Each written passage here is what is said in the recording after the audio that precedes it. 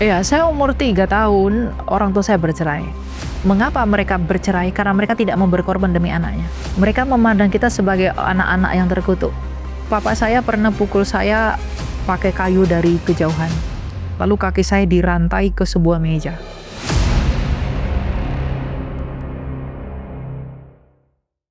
Iya, saya umur 3 tahun, orang tua saya bercerai.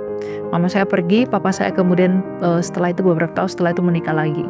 Jadi saya memang tidak pernah dididik oleh ayah saya. Papa saya itu absen dalam mendidik karakter dan moral saya.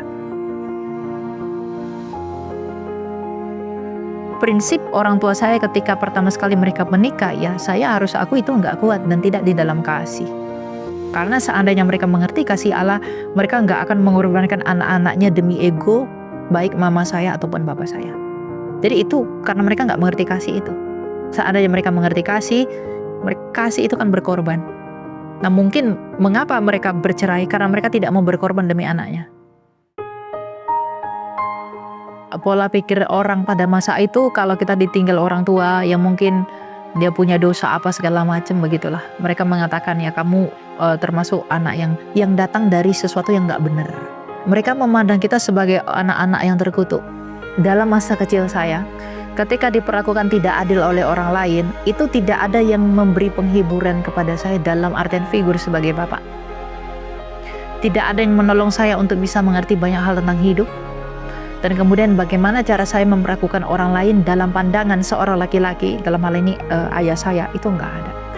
Ya, di dalam kemurahan Tuhan, saya itu bisa tetap hidup di dalam pembinaan moral yang baik dari nenek saya itu. Jadi makanya orang tua itu sebelum bercerai harus memikirkan anaknya ke depan, apalagi kalau anaknya masih kecil-kecil. Siapa nanti akan memberi pengawasan, siapa akan memberi pembelajaran yang baik dan yang benar. Itu perlu diperhatikan oleh orang tua. Ketika dia tidak dibapai seorang ayah, hidup dari keluarga broken home, itu menyebabkan ia bisa lari kemana-mana, mencari kesenangan itu atau mencari pembapaan itu dari hal-hal yang gak benar. Itu banyak. Misalnya cari dengan apa gaya hidup yang gak benar, melakukan ini, itu, dan lain sebagainya. Papa saya pernah pukul saya pakai kayu dari kejauhan. Jadi ketika saya kumpul dengan teman-teman saya disuruh pulang, saya nggak mau. Dia ambil kayu besar, dia lempar punggung saya dari belakang. Lalu kaki saya dirantai ke sebuah meja. Jadi seperti saya dulu diperlakukan dalam tanda kutip seperti tidak manusiawi. Tapi untuk bisa melepaskan semua kepahitan itu dan lain sebagainya, kita butuh pertolongan Tuhan. Tuhan tidak izinkan kepahitan, tapi kemudian ketika saya mengenal Tuhan lebih dalam, meminta pertolongan Tuhan, saya sekarang sayang dengan ayah saya, sayang dengan ibu saya dan keluarga saya, yang ya pada akhirnya hanya Tuhan yang dapat memberikan kita pengertian itu. Broken home itu tidak menjadi alasan bahwa kita tidak memiliki harapan hidup. Kalau kita lihat langsung kepada Kristus, sebelum ia dilahirkan dia harus mengalami banyak hal, orang tuanya harus struggle. Bunda Maria itu mengalami banyak sekali cacian dari orang-orang karena dia hamil dalam statusnya yang tidak ada perkawinan. Kemudian Tuhan mengutus Yusuf.